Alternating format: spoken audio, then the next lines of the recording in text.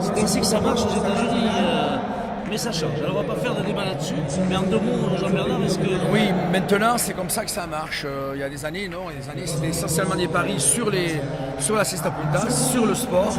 Là maintenant, le jeu a complètement dévié, ce qui est d'ailleurs regrettable à mon avis. Hein. C'est regrettable de mélanger les machines à sous avec l'un des plus beaux sports, si ce n'est pas le plus beau sport au monde. Le plus beau sport au monde, n'ayons pas peur des mots. Jean-Bernard, alors oui, les mélangés sportifs aujourd'hui, c'est vrai qu'il a un peu disparu, mais il y a des projets au niveau de la Fédération internationale pour que les lettres de noblesse de cette spécialité soient reconnues. Et ça, évidemment, ça me fera grand plaisir. Voilà. Les Bleus, pendant ce temps, ont signé le premier point, 1-0.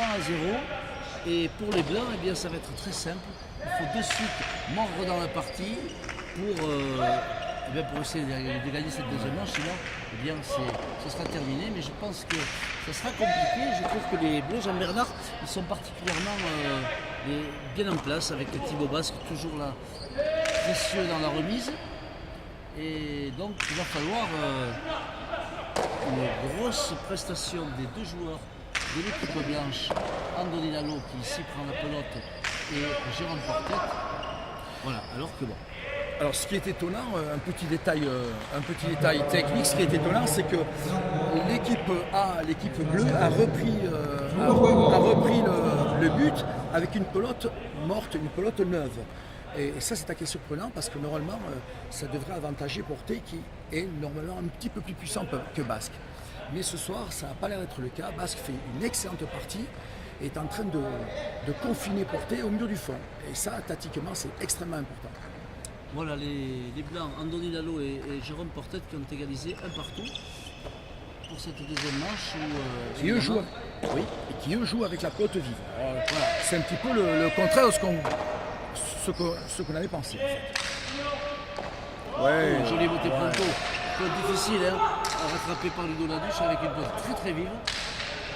Un bel rebond d'Andoni Lalo et voilà Thibaut Basque qui laisse cette pelote. Il a laissé un petit peu retomber dans sa course et la prise en bas. Ça permet aux Blancs de signer le deuxième point. 2-1 pour Andoni Lalo et Jérôme Portet. Oui, une des rares fautes de l'arrière bleu de Basque qui a jusqu'à présent fait une partie presque parfaite. Le jeu mérite faute et même les meilleurs ont leur petit moment de difficulté. Voilà, Andoni Lalo qui harangue son arrière en lui disant allez, on leur met la pression, on essaie de renverser cette situation qui a été en leur défaveur lors du premier set. Les Blancs qui sont devant 2-1.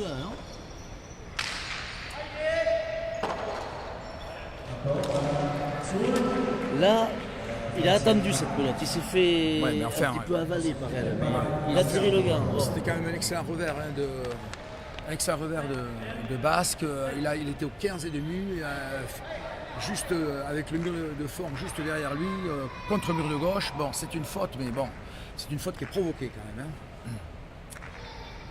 De partout, entre les Bleus et les Blancs, les deux équipes de France qui disputent cette finale inédite de ce mondial superbe. Pelote sauvée par Ludo Laduche. Et là, Andoni Lalo va taper un de mur. Non. Oui, il a tapé un de mur et il l'a pas tapé. Ou du moins pas assez fort. Et là, heureusement, il revient.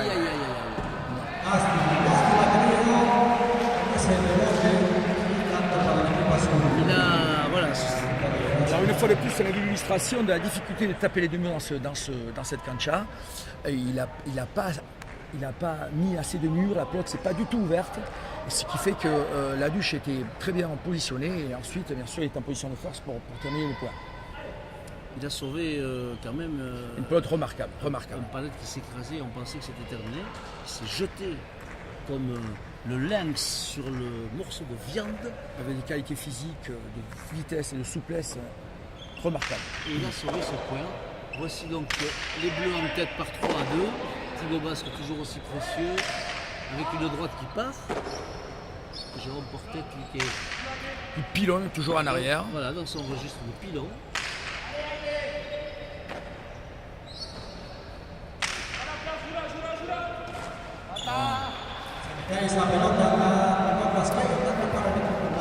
Là, qu'est-ce qu'il y avait à faire si ce n'est la... Alors là, il y a eu un duel d'arrière et de nouveau une pelote qui est venue tomber à droite. Thierry Basque était trop court et Laduche lui a demandé la pelote parce qu'il avait bien les rebottes et malheureusement Thierry aurait dû la laisser. Et il a pris le risque de la prendre, elle est tombée dans les pattes et il a fait une faute. Voilà, égalisation à 3 partout entre les équipes de France A et B. On rappelle que ce sont les Bleus qui ont remporté la première manche par 15-12. Mucho.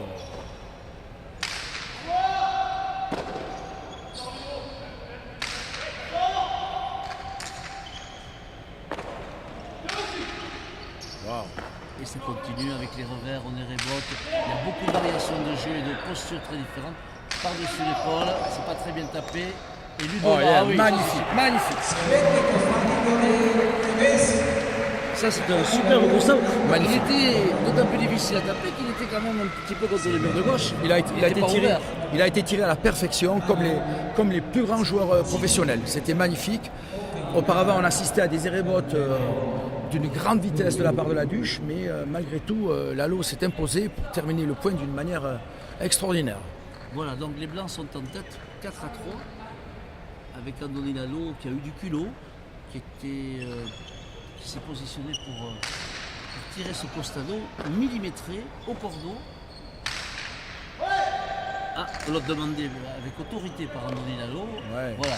Ici, Jean-Bernard, c'est un Regalaï qui revient, comme on dit. Donc l'avant peut demander la pelote. Exactement. Parce que ça fait une arme supplémentaire pour attaquer. Waouh! Joli beauté Pronto et Thibaut Basque qui revient malheureusement sur le Là, non. Et là.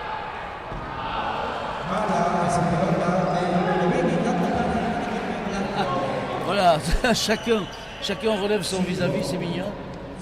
Lalo est vraiment en train de prendre le jeu à son compte. Là, il a fait 2-3 interventions absolument brillantes. Voilà, Andoni qui est le fils de Thierry et de Carmen Thierry Lalo, qui jadis fut un brillant troisième ligne au sein du Saint-Jean-de-Luz olympique et très valeureux joueur de Grand Chistera, fidèle à la Costa Coque de Bidart où il est aujourd'hui éducateur. Voilà, on le salue. Ses parents ravis de voir leurs genoux, leurs petits en train de s'éclater ici à Acapulco. C'est quand même une chance de se retrouver. Si je peux me permettre, Voilà, petite erreur tactique de Thierry Basque. D'ailleurs, ça entraîne un certain mécontentement de son adversaire parce que Thierry Basque a essayé de rentrer une pelote botte et pronto avec le dos collé au fond alors que Laduche lui a demandé de lui laisser la pelote à les rebotes. Et on connaît tous les qualités de refileur de Laduche. Et malheureusement, bien sûr, Basque a fait une faute parce que la réception était très très risquée. Voilà, les Bleus qui sont un petit peu moins bien, hein, qui ont concédé 3 points consécutivement, 6-3 pour... Oh my God. C'était osé et c'était vraiment ultra millimétré. Oui, un geste technique très très difficile, c'est-à-dire c'est le lâcher en tirant par en bas, c'est extrêmement difficile à contrôler et c'est un geste qu'affectionne particulièrement Laduche, mais c'est un jeu fantaisiste qui demande beaucoup de toucher, beaucoup de talent, beaucoup de contrôle. Donc c'était osé, mais ça a marqué, ça a marché. C'est ça c'est un petit peu l'apanage de ce garçon, qu'il est capable de faire des choses remarquables, étonnantes. Et puis c'est un petit peu, c'est dans ces coups-là, c'est un petit peu la magie de la cesta punta. Lorsqu'on joue la cesta avec une telle maestria, le jeu devient absolument magique. Alors 4-6, 4 pour les Bleus, qui avaient remporté la première manche, qui sont derrière actuellement, l'équipe de France A. Et là, Andoni Lalo.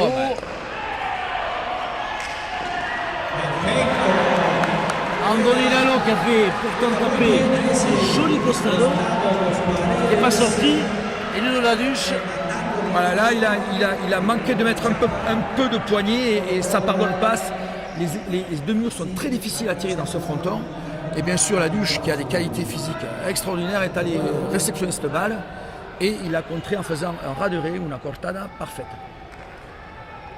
Voilà, Ludo Laduche qui sera, à n'en pas douter, un des grands acteurs de la Cestapolda française très prochainement. Puisqu'on le rappelle, il y aura un mondial à Barcelone en 2018. Et la spécialité avait besoin peut-être de renouvellement, de fraîcheur. Et bien là, avec ces jeunes garçons. Alors là, il y a eu un peu de chance, c'est-à-dire, voilà, c'est elle avait certain. tapé par-dessus l'épaule, elle devait normalement cette pelote. Et au dernier moment, elle a touché le mur de gauche, ce qui a fait que la pelote s'est ouverte à droite, alors qu'en fait, visiblement, l'intention c'était de la mettre à gauche. Mais bon, la chance existe aussi dans ce jeu. Hein. On ne peut pas être on peut pas être complètement précis. 6 partout.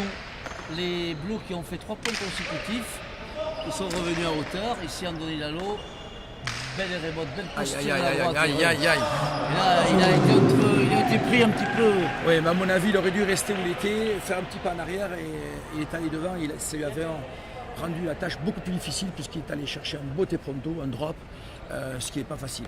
Alors qu'en restant où il était, il aurait pu faire un beau corrido qui est plus facile techniquement. Voilà, 7 à 6 pour les Bleus qui sont passés devant et qui maintenant se positionnent en force pour tenter de prendre définitivement le dessus. Jérôme Portet, il a essayé de cueillir cette pelote en bas, il ne peut pas faire autrement. Portet est en train de passer un... pour les grands. Oui, Portet est en train de passer un moment un peu difficile parce que effectivement, on le martèle de balles très très basses et ça c'est peut-être son petit point faible. La terre est basse pour les grands, mais le ciel est haut pour les petits. Elle a une fois de plus un reboté d'une vivacité, d'une rapidité remarquable de la part de Laduche. Il y a quelques fautes là, ça et là, voilà. Donc ça s'équilibre plus ou moins. 7 à 8, 7 pour les blancs. Alors toujours pareil, hein, des pelotes qui ont des effets un petit peu inattendus. Et là, les arrières devraient laisser la pelote à l'hérebote aux avants, qui ont les deux un très très bon hérebote et qui malgré tout essaient de la réceptionner. Et ça, c'est une petite erreur tactique, à mon avis.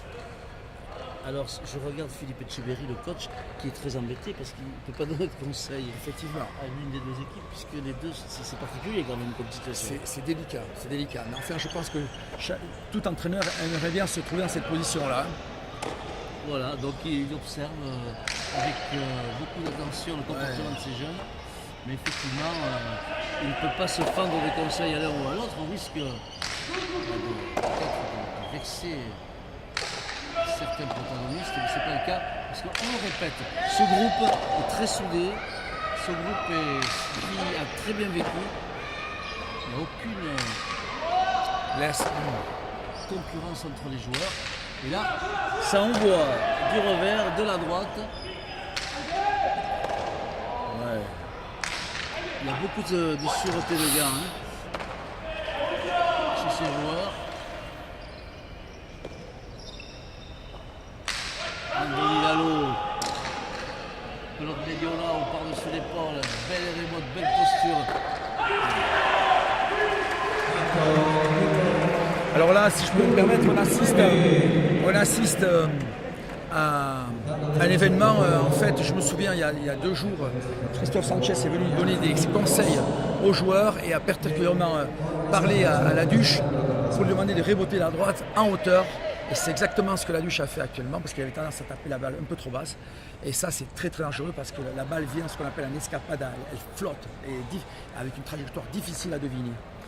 Ouais, Christophe Sanchez qui est le Lusien expatrié depuis 20 ans, qui a été professionnel dans une bonne demi-douzaine de frontons et qui a fait un passage en 96 ici à Acapulco avec Acero Ribé, un autre Lusien, qui donc connaît bien ce Rayalay et qui nous disait qu'effectivement à l'époque il y avait plus de 3000 personnes qui étaient là, qui pariaient.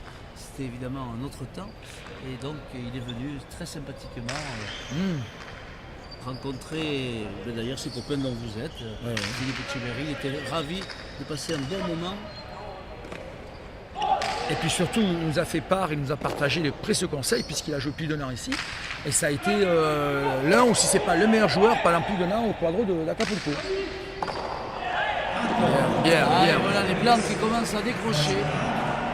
On l'a vu sous le feu et la ténacité de leurs adversaires.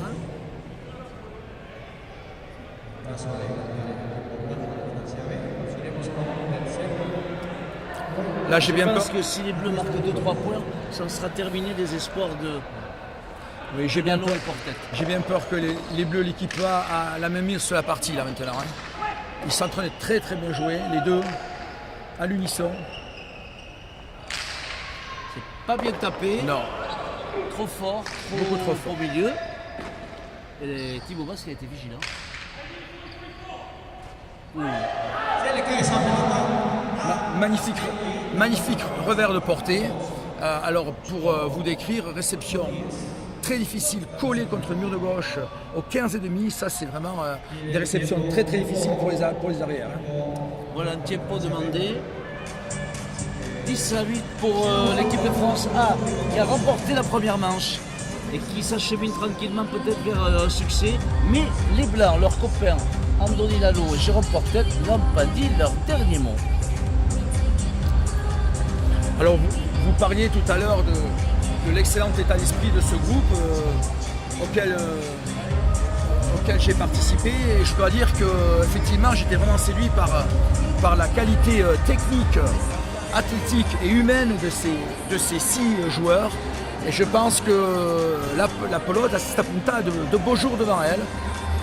Ces joueurs ont été très bien préparés d'une manière psychologique et technique par Didou Lopez et par Fifi Etcheverry, et c'est assurément un petit peu leur succès à ces gens-là, et c'est très encourageant pour l'avenir de la spécialité. Et oui, voilà, on le disait, la Cesta Punta a besoin de retrouver son lustre au plus haut niveau. Unai Lequerica, asile à Camtepec au Mexique en 2014, avait remporté le titre toute catégorie, et cette année il a été méconnaissable, notamment en demi-finale. Bon, ça veut dire que l'avenir qui est promis à ces jeunes, il est rose, parce que s'ils continuent à s'entraîner et à être dans ce registre de technicité, bien je pense qu'on aura certainement des beaux jours à vivre encore avec les Cesta Punta françaises. Ça c'est certain, et si Lequerica a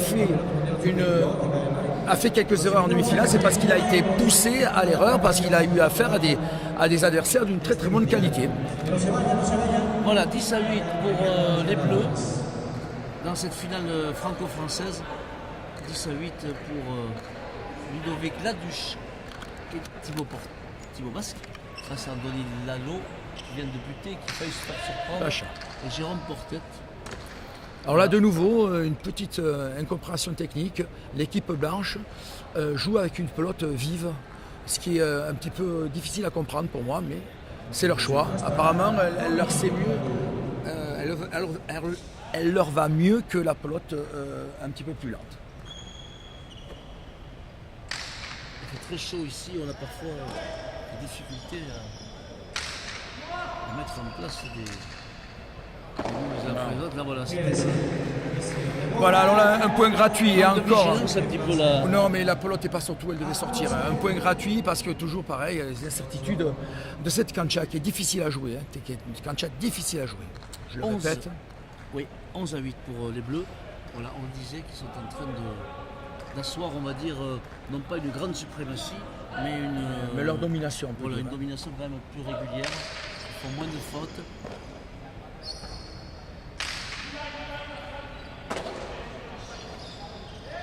Wow.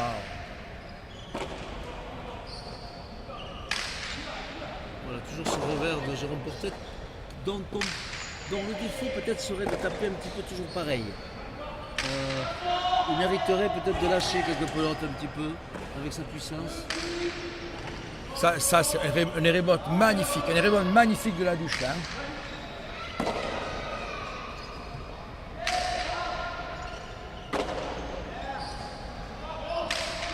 Voilà, là c'est les revers qui fonctionnent en plein. Ah ouais. Mais bon, la tactique de Jérôme, c'est Voilà. Encore une pelote qui a baissé d'une manière incompréhensible. C'est toujours un petit peu l'incertitude de ce fronton. Alors, quant à Jérôme Portet, Jérôme Portet, sa tactique, c'est de pilonner l'adversaire. Parce qu'il a un revers avec une envergure phénoménale. Mais aujourd'hui, il tombe sur une très très grande résistance de la part de Thierry Basque. Appelons-le, prenons-le Thibaut. Il sera content. Ah ouais, Ludovic Laduche qui est très à l'aise dans cette posture de l'éremo de la droite. Il y a aussi du revers. Ça, c'est un petit peu hasardeux comme. Voyons, des rats. Mucho. Voilà, Thibaut qui récupère cette pelote en fléchissant bien les jambes. Il était bien campé pour la récupérer de côté. Il regarde. Allez. Et là, c'est pas bien tapé. Non. C'est trop court. Andoni. Et là, il aurait dû la laisser passer. Oui. Oui, mais quelle droite de Thibaut. Ouais, Thibaut Basque qui est à l'aise des deux côtés. Et là, très clairement, les Bleus sont en train de clore le chapitre de ce mondial, 9e du Nant à Acapulco, 13-8 pour le Guétariard. On va fêter ça au Cantiu lors du retour de ce jeune garçon promis un bel avenir. Et là, les Blancs sont en train de se décomposer.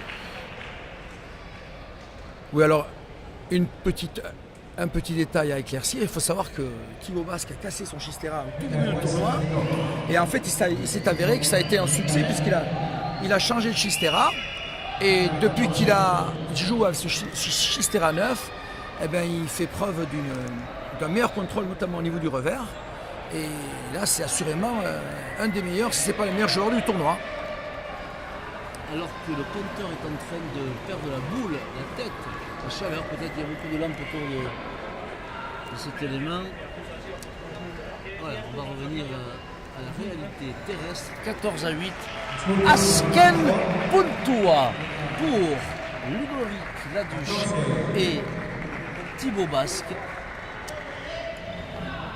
En passe de devenir les champions du monde des moins de 22 ans à Sesta Punta. Eux qui reviennent de très loin, puisqu'ils ont failli même pas se qualifier. Ils ont frôlé l'élimination, ouais, ça c'est certain. L'élimination comme quoi, voilà. Ils pourront aussi remercier leurs copains qui viennent de battre ce soir, de les avoir qualifiés. Et maintenant, quelle aisance de la droite à l'air remote. Wow. Ouf. Là. Et la pelote elle reste dedans, Andoni. Ah oui, c'est pas mal ça. Mucho, ça, mucho, magnifique. Ça c'est bien tapé. Il n'a pas trop ouvert pour pas qu'elle sorte à droite. Mais je ne sais pas si c'était voulu. Mais enfin, maintenant, c'est un très beau coup. Andoni Lalo qui a fêté ses 19 ans hier. Lors d'une petite soirée organisée par le président de la Fédération internationale. C'était une super fête, il a été très ému. Ce jeune et sympathique garçon, 19 ans à Acapulco, eh bien, il s'en souviendra. Alors que les Blancs vont tenter de différer ce qui semble inéluctable, c'est-à-dire quelle droite aussi, il y a du fond. En deux manches. Wow. De Thibaut Basque, mais qui... On sent qu'il est vraiment en confiance. Hein. Il est vraiment confiant parce qu'il tente des coups très difficiles. Et on sent vraiment le joueur en confiance. Voilà, ça permet de différer l'inéluctable. 14-10 pour les Bleus. Qui avaient remporté la première manche. On en a vu d'autres, des renversements de situation. Mais bon, pour l'instant...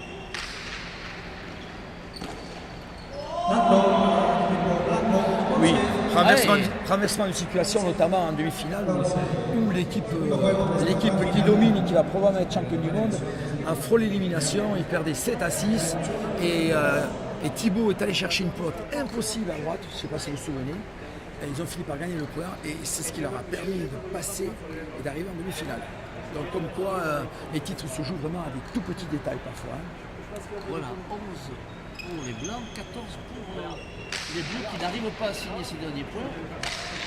Peut-être ici, même pas avec Ludo Laduche qui pourtant a envoyé un missile sur Jérôme Portet. Ah là, ça c'est... Et là, belle révolte dans Noïlalo. Et oui. Et voilà les Blancs qui sont... qui ne sont pas encore morts. Ils sont là, 12 à 14. Après, je le rappelle, un 14 à 8. Alors très beau geste technique parce que la pelote était difficile à réboter, elle venait avec beaucoup de puissance, beaucoup de force. Mais malgré tout, Andoni a réussi à maîtriser les rébotes d'une manière remarquable.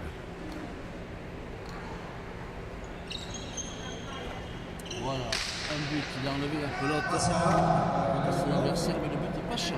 Je rappelle que le Pacha, c'est lorsque la pelote dépasse le numéro 7, le joueur a droit à un deuxième engagement avec obligation de faire bondir le projectile en tapant le 7. Avant le 4, c'est faux. Après le 7, ça deviendra faux, puisqu'il y avait déjà un essai qui a été fait faux. Voilà. Très précis. Lano. Qui a bien buté. Thibaut Basque du revers. Il demande des révotes. Il a aussi qui peut faire mal. Ça, c'est pas très bien. Et reboté. Mais il va avoir encore une chance. Il faut qu'il sorte beaucoup.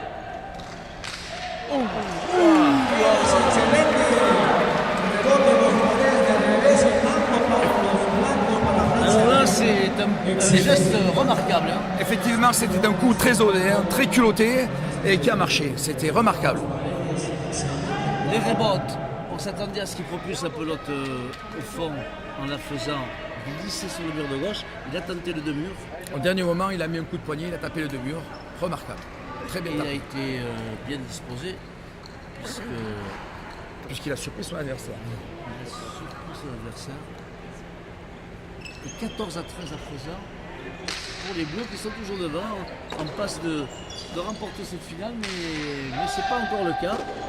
Les Blancs font de la résistance. Alors cette pelote commence à flotter. Voilà. Alors on a assisté de nouveau à une pelote qui a flotté, qui a d'ailleurs failli percuter Thibaut. Alors les Bleus qui ont cru peut-être un peu trop tôt qu'ils allaient remporter cette finale, eh bien ça met un peu de piment. Alors là il y a une montée d'adrénaline assez importante. Hein. Les joueurs sont à fond. 14 partout, égalisation parfaite. Et c'est peut-être le point de l'espoir pour les Blancs.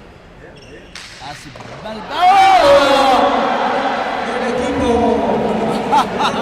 Eh oui.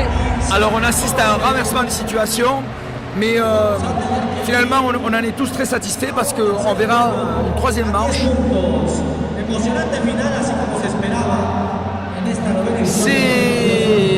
C'est à l'image de ce qu'on a vu durant toute cette compétition. Deux équipes proches l'une de l'autre. Ceci dit, Jean-Bernard, 14 à 8, il y a 6 points devant. Oui. Il faut quand même... Oui, il faut 14 à 8, il faut serrer les boulons là. Mais bon, finalement, nous on n'est pas mécontents parce que c'est tout à fait mérité. Parce que finalement, comme je vous ai dit, on a assisté à un groupe formidable et on voudrait que personne ne perde ce soir. Et donc, malheureusement, il faudra un vainqueur. Malheureusement. Non, heureusement. Et malheureusement, il faudra un vainqueur. Voilà, les Blancs qui ont été remarquables de courage et qui ont renversé une situation que l'on pensait acquise pour les Bleus. Et 6 points de rang, 15-14, on aura droit dans quelques instants à une troisième manche. Bon, qui finalement sanctionne la qualité de ces 4 joueurs qui n'ont pas su se départager par un score trop éloquent. Et voilà donc andiamo, animo, la troisième manche de ce mondial espoir. Mais finalement, c'est la conclusion parfaite de ce tournoi. Hein. Les 4 joueurs méritent tous la victoire et puis c'est un peu le couronnement du travail et de la politique qui est faite actuellement à la Fédération française, hein, sous l'égide de Fifi Etcheverry, entre autres, et de Didou Lopez. Et c'est vraiment c'est un résultat absolument inespéré. Hein. Et un qui va être content, c'est le président Echeverria, hein, ancien boutiste. Oui, c'est dommage qu'il ne soit pas là parce que je pense que... Et il nous a écrit, il s'est manifesté, il est de tout cœur avec nous, il encourage tout le monde, il dit bravo, il sait qu'il regrette de ne pas être là, je pense qu'il aurait vibré comme nous, mais on le salue, on lui envoie un abrazo à Lilou et il peut être fier de... Il peut être très très fier.